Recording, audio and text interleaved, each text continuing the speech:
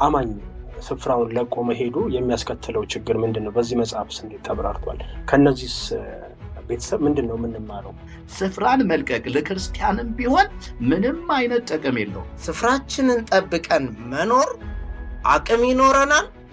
እንደገና የደመቀ ምስክርነት ከኛ ይወጣል። ይሄ መቤዠት የሚያስፈልጋቸውስ እነማን ናቸው የሚለውን ቀጥለን እናነሳዋለን። በሁለተኛነት ጌታ ኢየሱስ ራሱን ለሁሉ ቤዛ ሰጠ ተብሎ በአንደኛ ጢሞቴዎስ ምዕራፍ 2 ቁጥር 6 ላይ የተገለጠው ለሁሉም የሚሆን ዋጋ ከፍሏል።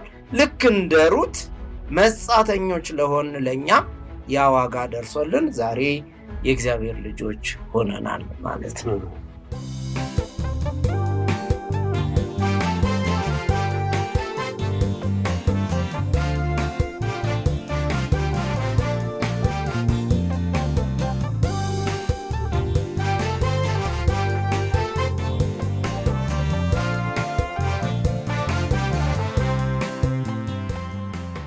የጌታ ጸጋና ሰላም ይብዛላችሁ ውድ የእውነት ቃል አገልግሎት የሚዲያ ተከታታዮቻችን፣ ወደ እናንተ በየጊዜው ይዘን የምንቀርበው የመጽሐፍ ዳሰሳ ፕሮግራማችን ነው። በዚህ ፕሮግራም በእውነት ቃል የታተሙ እንዲሁም ደግሞ የተተረጎሙ የተለያዩ መጽሐፍትን ወደ እናንተ ይዘን እንቀርባለን ማለት ነው። በዛሬው ፕሮግራማችን የመጽሐፈ ሩት መጽሐፍ ትርጓሜን ወደ እናንተ ይዘን እንቀርባለን። ይህ መጽሐፍ ከወንድሞቼ ጋር ሆነን የምንዳሰስ ይሆናል ማለት ነው። አብራችሁን ቆዩ። ወንድም ብርሃኑ እንዲሁም ወንድም ኤልያስ እንኳን ደህና መጣችሁ። ይሄ መጽሐፍ በውስጡ ምን ይዘት አለው?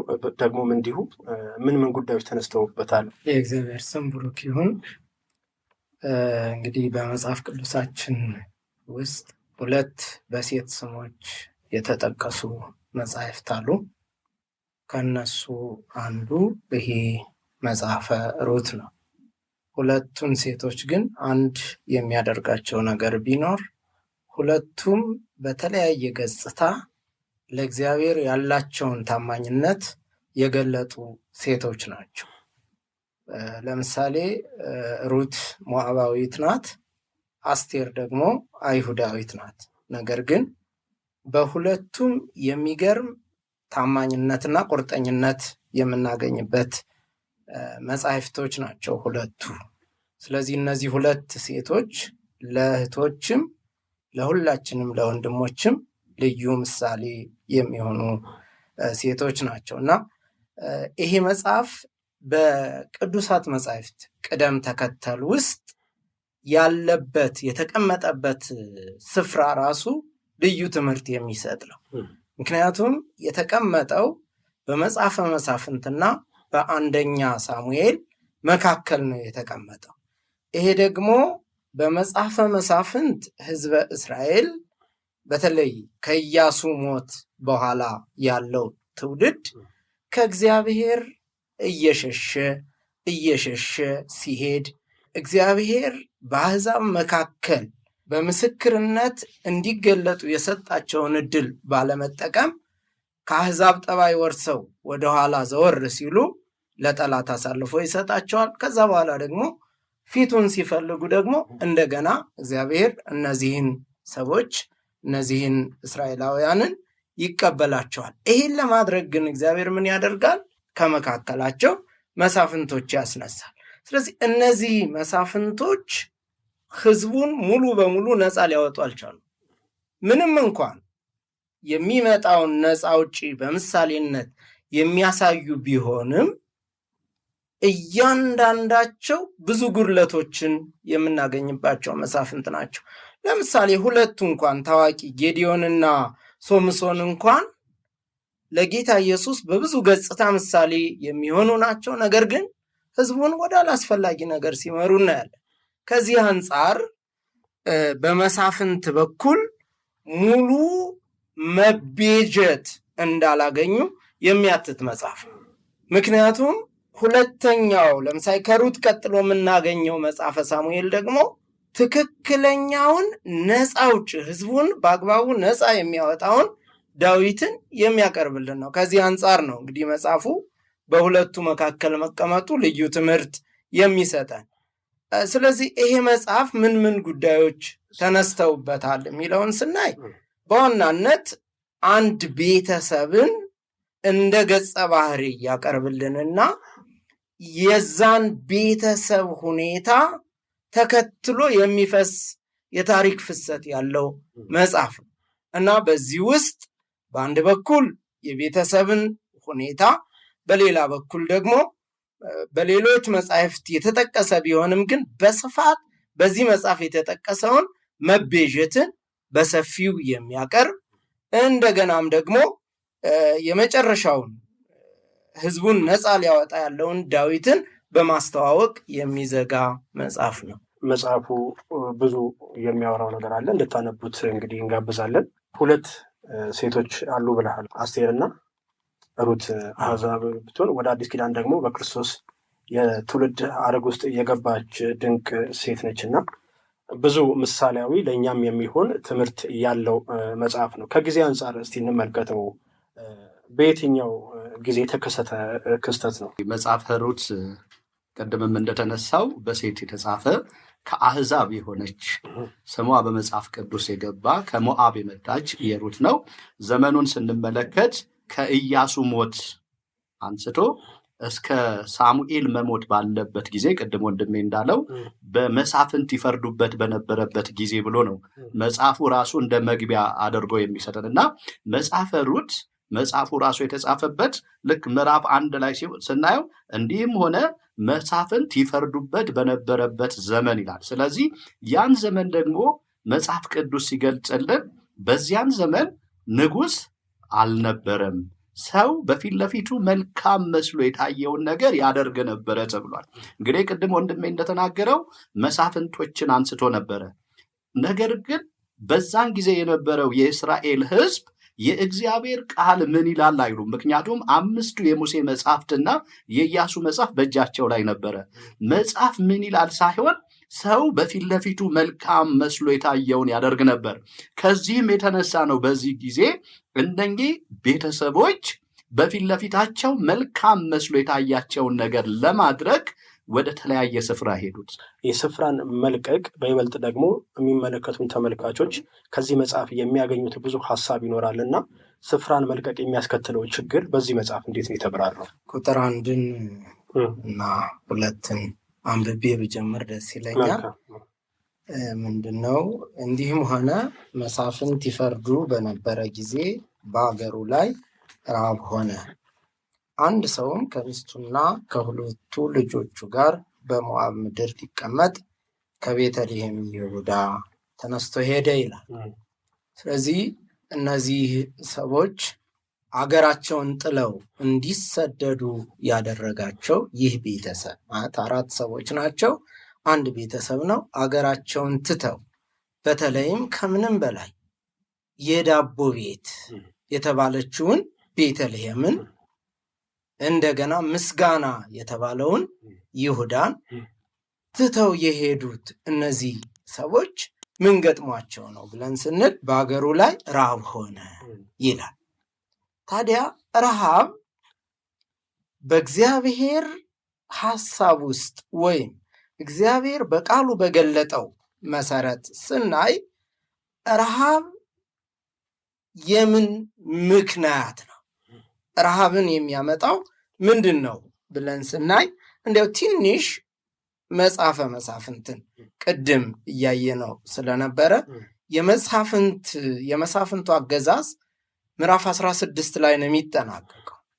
ከዛ በኋላ ከምዕራፍ 17 እስከ ምዕራፍ 21 ያለው ክፍል እስራኤላውያን በሁለት ነገሮች የወደቁበትን ያቀርብልናል። አንደኛ በጣዖት አምልኮ፣ ሁለተኛ ደግሞ በሴሰኝነት። ስለዚህ እነዚህ ሰዎች በዚህ ዘመን ላይ ከነበሩ ምድሪቷ በእንደዚህ አይነት ሁኔታ ላይ ነው ያለችው ማለት ነው። ይሄ ሲሆን ደግሞ እግዚአብሔር በምድሪቱ ላይ ረሃብ ያመጣል። እንዲሁ መጀመሪያ ስለ ምድሪቱ እስኪ የተነገረውን እንዲሁ አንድ ጥቅስ ለማንበብ ያህል በዘዳግም ምዕራፍ 8 ላይ ስለዚች ምድር እግዚአብሔር ሲናገር ከቁጥር 7 ጀምሮ ላንብበው።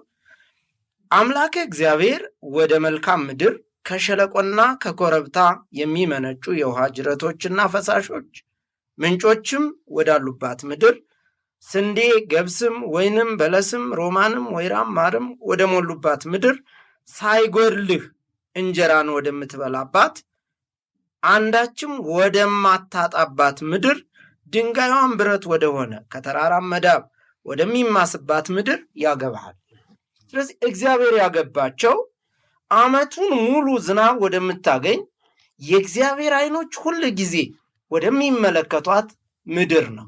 ታዲያ እንደዛ ከሆነ እነዚህ ሰዎች ለምን ወደ ረሃብ ተጋለጡ? ለምን እንዲሸሹ የሚያስገድድ ረሃብ በዚች በይሁዳ ወይም በቤተልሔም ለምን ተከሰተ ስንል ምዕራፍ 11 ላይ ዘዳግም ምዕራፍ 11 ቁጥር 16 እና 17 እንደዚህ ይላል፣ ልባችሁ እንዳይስት ፈቀቅ እንዳትሉ ሌሎችንም አማልክት እንዳታመልኩ እንዳትሰግዱላቸው የእግዚአብሔርን ቁጣ እንዳይነድባችሁ ዝናብም እንዳይዘንብ ምድሪቱም ፍሬዋን እንዳትሰጥ ሰማይን እንዳይዘጋባችሁ እግዚአብሔር ከሚሰጣችሁ ከመልካሚቱ ምድር ፈጥናችሁ እንዳትጠፉ ተጠንቀቁ የሚል እናገኛለን። ስለዚህ በዚህ የረሃብ ወቅት እነዚህ ሰዎች ወደ ሞዓብ ሲወርዱ እናያለን። እጅግ አስከፊ ነው። ምናልባትም እነዚህ ሰዎች እኮ እንደ ምሳሌ ጥቀሱ ቢባሉ አይ አባታችን አብርሃም እኮ ተሰዷል፣ ወደ ግብፅ ወርዷል ብለው እንደ ምሳሌ ሊያነሱ ይችላሉ። ነገር ግን አብርሃምም ይሁን እነዚህ ሰዎች አይደንቲቲያቸውን ነው ያጡት። የነበራቸውን ነገር ሙሉ በሙሉ ሉዝ አድርገዋል። ለምሳሌ አብርሃም ታማኝ ነው በእግዚአብሔር ፊት፣ ግን ወደ ግብፅ በመውረዱ እድሜ ልኩን የማይለቅ ጠባሳ ይዞ ነው የወጣው አይደለ? ስለዚህ ወደ ግብፅ አንደኛ እግዚአብሔርን አልጠየቀም ሲወርድ፣ ሁለተኛ ሂዶ ደግሞ ስፍራን ሲለቅ አቅም ያጣል ሰው። አማኝ ስፍራን መልቀቁ አቅም ያሳጣል። ስለዚህ እነዚህ ሰዎች ስፍራቸውን ሲለቁ ምን ላይ ደረሱ ስንል ከአሕዛብ ጋር ጋብቻ ፈጸሙ። ዘዳግም 7ን በአደባባይ ነው የሻሩት። አብርሃም ምን አደረገ? ዋሸ በአደባባይ። ለእግዚአብሔር ምስክር የሆነው ታማኙ አብርሃም በምድር ላይ በብቸኝነት ለእግዚአብሔር ታማኝ የነበረው አብርሃም ግን ሲዋሽ እናያገኘዋለን። ከዚህም በላይ አጋርን ከግብፅ ነው ይዞ የመጣው። ስለዚህ ስፍራን መልቀቅ እንደዚህ የማይፈወስ ጠባሳ በሕይወታችን ሊያመጣ እንደሚችል በእነዚህ ቤተሰቦች መማር እንችላለን። ከዚህ ጋር አያይዤ ማንሳት የምፈልገው እነዚህ ሰዎች አተረፉ ወይ ብለን እንደው ስንጠይቅ ምንም ትርፍ አላገኙም። ምንም አይነት ትርፍ አልነበረም። ከዚህ አንጻር በስፍራችን መቆማችን አቅም ይሰጠናል። በተለይ አማኞች ስፍራችንን ጠብቀን መኖር አቅም ይኖረናል። እንደገና የደመቀ ምስክርነት ከኛ ይወጣል። በመጽሐፍ ውስጥ እንግዲህ ብዙ ምክሮች ለክርስቲያን የሚሆኑ ለአማኝ የሚሆኑ በዚህ ዘመን የሚሰሩ ብዙ ሀሳቦች እንዳሉበት እናምናለን። ይህ መጽሐፍ ለትምህርታችን ለተግሳጽም የሚሆን ብዙ ምክር አለው። እንደ ተጨማሪ የምትጨምረው ሀሳብ ካለ ኤልያስ ወደ አንተ። እውነት ነው። እንግዲህ እነኚህ ቤተሰቦች እንደው ከስማቸው እንኳን ብንጀምር አቤሜሌክ እግዚአብሔር አምላኬ ነው፣ የሚስትየው ስም ኑኃሚን ነው፣ ደስታዬ ነው። እንግዲህ እነኚህ ስም ይዘው ስም ብቻ ነው የሆኑት። አንዳንድ ጊዜ ምን ይሆናል? ስም አለ ሞተህማል አደል የሚለው መጽሐፍ ቅዱስ። እነኚህ ሰዎች ግን ስፍራቸውን ሲለቁ በዛ አካባቢ ያሉትን በቤተልሔም ያሉትን ለማስቀናት ነው። ምክንያቱም ቤተሰቡን ሊያተርፍ ነው ይሄ ሰው ወደዚህ ስፍራ ወደ ሞዓብ ምድር ሲሄድ የምናየው። ነገር ግን በዚያ ቀድሞ እንደምንያለው ምን ገጠመው ስንል ሞት ነው። ኑኃሚን ስትናገር እንደምናየው በሙላት ወጣው ባዶዬን ተመለስኩ። ኑኃሚን ስለምን ትሉኛላችሁ? ያቺ ደስታዬ የተባለች ሴት ማራ በሉኛለች። ይህንን ያመጣባት ስፍራን መልቀቅ ነው። ቅድም እንግዲህ ስፍራን መልቀቅ ለምን መጣ ብሎ ሲነሳ ረሃብ ነው። ያ ረሃብ ደግሞ ምንጩ ምንድን ነው? እስራኤል እንደ ሕዝብ እግዚአብሔር አምላክን በአግባቡ ስላላመለኩት ያ ረሃብ ተከሰተ። ነገር ግን የሰው መፍትሄ ነው በጣም አደገኛው። እውነት ነው፣ ጥቅስ ሊጠቅሱ ይችላሉ። ብዙ ጊዜ አሁንም በምድራችን ላይ ያለው የእግዚአብሔርን ቃል በአግባቡና በቦታው አለመጥቀስ። ቅድም እንደተነገረው አብርሃም በረሃብ ሄዷል፣ ያዕቆብ ሄዷል። ሄደው ግን ምን ተጎዱ አይሉም፣ ግን የሄደውን ብቻ ያነሳሉና እነዚህም ቤተሰቦች ይህንን በመጥቀስ በረሃብ ምክንያት ወደዚያ ስፍራ ሲሄዱ ነው። አሞጽ ላይ ደግሞ ምን ይላል? በምድር ላይ ረሃብን የምልክበት ዘመን አለ ይላል እግዚአብሔር። ረሃቡ ደግሞ የሚመጣው ከእንጀራ መብላትና መጠጣት ጋር አይደለም፣ የእግዚአብሔር ቃልን መራብ ነው። ዛሬም በምድራችን ላይ የእግዚአብሔር ቃል በተለይ በክርስትናችን ውስጥ በብዛት የምናየው ይሄ ነው። ግን መፍትሄው በስፍራ ሆኖ የወደቁበትን የሳቱበትን መንገድ መመልከት ነው እንጂ የራስን መፍትሄ ማምጣት ባዶ ያስቀራል። ሞዓብ በዛን ጊዜ እጅግ ያማረች ነበር። መጽሐፍ ቅዱስ ቅምጥል ድረስ ይላታልና ሞዓብ እጅግ የምታምር ነበረች። ነገር ግን ሞት አላት። ለምን? እግዚአብሔር በዚያ አይመለክም። የሞዓብ አምላክ ካሞሽ ነው እንጂ እግዚአብሔር አይደለም። ነገር ግን በቤተልሔም ተርበው እንደ ሌሎቹ ቢሆኑ መልካም ነበር። ስፍራን መልቀቅ ለክርስቲያንም ቢሆን ምንም አይነት ጥቅም የለውም። ለጊዜው ይመስለናል እንጂ ከጥቅሙ ጉዳቱ ነው። ስለዚህ ይሄን ደግሞ የበለጠ እንድናውቅ በዚህ በመጽሐፈ ሩት ላይ በእያንዳንዱ እኛ ከምንገልጠው በላይ በዝርዝር ስለተብራራ የበለጠ ሲነበብ የበለጠ በዚህ ውስጥ የእግዚአብሔርን በረከት በመጽሐፍት ውስጥ ማግኘት እንችላለን። አማኝ ስፍራውን ለቆ መሄዱ የሚያስከትለው ችግር ምንድን ነው? በዚህ መጽሐፍስ እንዴት ተብራርቷል? ከነዚህስ ቤተሰብ ምንድን ነው የምንማረው የሚለውን ለተመልካቾቻችን ውስጥ በዚህኛው መጽሐፍ ላይ እንደምናየው ስፍራቸውን ለቀው ሲሄዱ የገጠማቸው ነገር በረከት አይደለም፣ ወይም ከሌላው በዛ በቤተልሔም ካሉት ሰዎች እጅግ የተባረኩ ሆነው አይደለም ያየናቸው። ይልቁንስ ብክነት፣ ሞት ነው የተከሰተባቸው። በሙላት ወጣሁ ባዶዬን ተመለስኩ ስትል ነው የምናያት። እና ዛሬም አማኝ ስፍራውን ከለቀቀ እግዚአብሔር የማይገኝበት እግዚአብሔር የማይመለክበት የእግዚአብሔር መሰዊያ ወደሌለበት ስፍራ ሲኬድ የመንፈሳዊ ሞት ነው። የመንፈሳዊ ሞት በአንድ ጊዜ አይመጣም። ምክንያቱም እነኚህ ቤተሰቦች በአንድ ጊዜ አልሞቱም። መጽሐፍ ቅዱስ ላይ እንደሚናገረው ወደ 10 ዓመት ነው በሞዓብ ምድር የተቀመጡት። እንግዲህ 10 ቁጥር ራሱ የሰው ኃላፊነትን የሚገልጽ ነው። ስለዚህ እነኚህ ሰዎች ያንን ማድረግ ስላልቻሉ ሞቱ። ዛሬም ሰው ስፍራውን ሲለቅ የሚከሰተው ሞት ነው።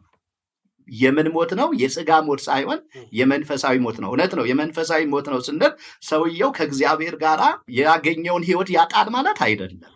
ሰው በክርስቶስ ኢየሱስ የዘላለም ሕይወትን ካገኘ አያጣም። ነገር ግን ማምለክ አይችልም፣ ህብረት ማድረግ አይችልም፣ ምስክር አይሆንም።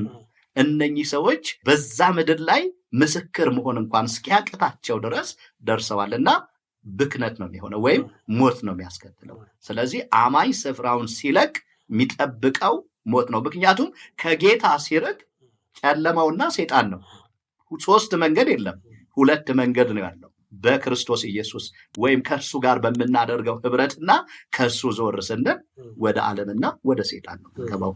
ለዛ ነው ተላልፈን የምንሰጠው ማለት ነው። መልካም። እንግዲህ ተመልካቾቻችን ብዙ ትምህርቶችን እያገኛችሁ እንደሆነ እናምናለን። እንግዲህ መጽሐፉ እንደ ምዕራፉ በ4 የተከፋፈለ ነው። በ4 ምዕራፍ የተከፋፈለ ነው። እስካሁን በምዕራፍ 1 ውስጥ ያሉ ሀሳቦችን አንስተናል። ምዕራፍ 2 ላይ ስለ መቤዠት የሚናገር ክፍል አለ። ይሄ መቤዠት የሚያስፈልጋቸውስ እነማን ናቸው የሚለውን ቀጥለን እናነሳዋለን። በሁለተኛነት ምዕራፍ 2 ላይ ሩት ለመቃረም ከወጣች በኋላ ቃርሚያውን ይዛ ስትመጣ ስለ መቤዠት እናገኛለንና ምን ማለት ነው ለሚለው እንግዲህ በዕብራይስጥ ቃሉ ጎኤል የሚል ቃል ነው የዕብራይስጡ ቃል እና በዚህ መጽሐፍ ወደ 9 ጊዜ ተጠቅሷል። በሌሎች የመጽሐፍ ቅዱስ ክፍሎች በትንቢተ ኢሳይያስም እንዲሁም በሌሎች ብዙ ጊዜ የተጠቀሰ መጽሐፍ ነው። ትርጉሙ ምን ማለት ነው ወደኛ ቋንቋ ስንል መግዛት፣ የራስ ማድረግ፣ በሌላ በኩል ደግሞ መበቀልም ተብሎ ተገልጦ እናገኛለን። በመጽሐፉን ስታነቡ የበለጠ በግልጽ ታገኛላችሁና የሚቤዠው ማን ነው? መቤዠት የሚያስፈልገው ማን ነው ለሚለው ስናይ በዚህ በብሉይ ኪዳን እንግዲህ ለእስራኤላውያን በተሰጠው ሕግ 4 ነገሮች መቤዠት ያስፈልጋቸዋል። ያው ከትርጉሙ ተነስቼ ነው የምናገረው እና እነዚህ 4 ነገሮች ምን ምን ናቸው ስንል በመጀመሪያ መሬት ሰው በችግር ምክንያት ሲሸጥ የተቸገረው ሰው የቅርብ ወገን የሆነ አካል ያንን መሬት ይቤዣል ማለት ለራስ ገንዘብ ያደርጋል ማለት ይመልሳል፣ ይገዛል፣ መልሶ ይገዛል። ሁለተኛ ደግሞ ሰው ሲቸግረው ራሱን ለባርነት ይሸጣል። ስለዚህ ይሄ ከመሬት ጋር የተያዘውን በነገራችን ላይ በዘሌዋውያን ምዕራፍ 25 ቁጥር 25 ላይ ማግኘት እንችላለን። ሌላው ደግሞ በዘሌዋውያን ምዕራፍ 25 ቁጥር 48 እና 49 ላይ የምናገኘው ደግሞ ሰው በችግር ምክንያት ራሱን ባሪያ አድርጎ ሲሸጥ አሁንም ይህንን ባሪያ የሚቤዠው ያስፈልገዋል አይደል? ስለዚህ ይህም ይቤዣል። በሶስተኛ ደረጃ ደግሞ የወንድምን ሚስት ዘር ሳይተካ ሲሞት የወንድምን ወይም የቅርብ ዘመድን ሚስት መቤዠት ማለት ዘር እንድትተካ ማድረግ ይቻላል ማለት ነው።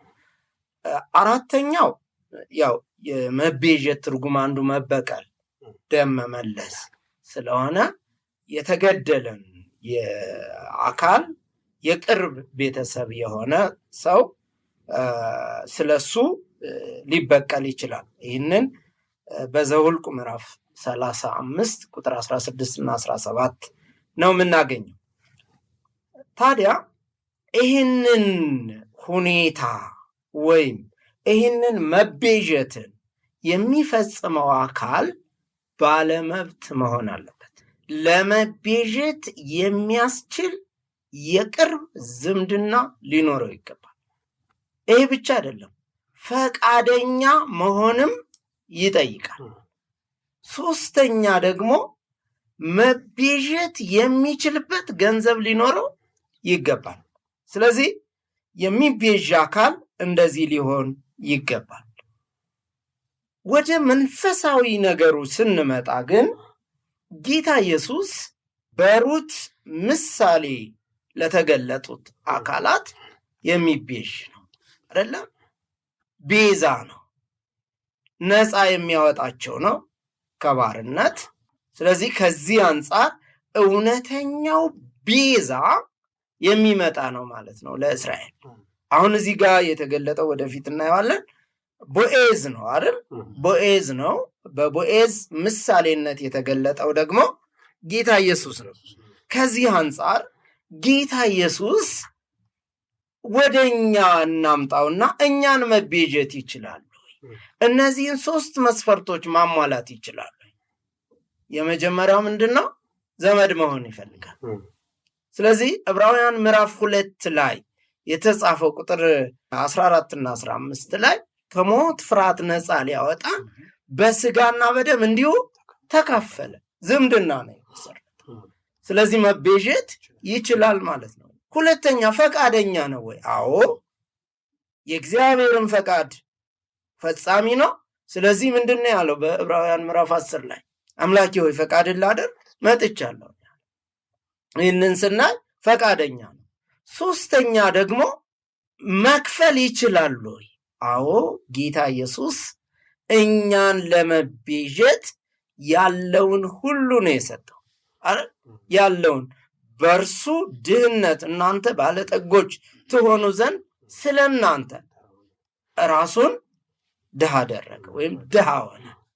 በማቴዎስ ወንጌል ምዕራፍ 13 ቁጥር 45 ላይ እንደምናየው ደግሞ ያ መዝገብ ያገኘው ሰው መዝገቧን ወስዶ ሰወራት፣ በእርሻው ሰወረና ከዛ በኋላ ለእርሻው ሁሉ የሚሆን ዋጋ አፈሰሰ።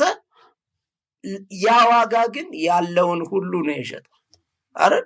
ለመዝገቧ ሲባል። ስለዚህ ጌታ ኢየሱስ እኛን እንደዋጀን በአንደኛ ጴጥሮስ ምዕራፍ 1 ቁጥር 18 እና 19 እናገኛለን። የተዋጃችሁት በሚያልፍ ነገር በብር በወርቅ ሳይሆን በክቡር የክርስቶስ ደም እንደተዋጃችሁ ታውቃላችሁ።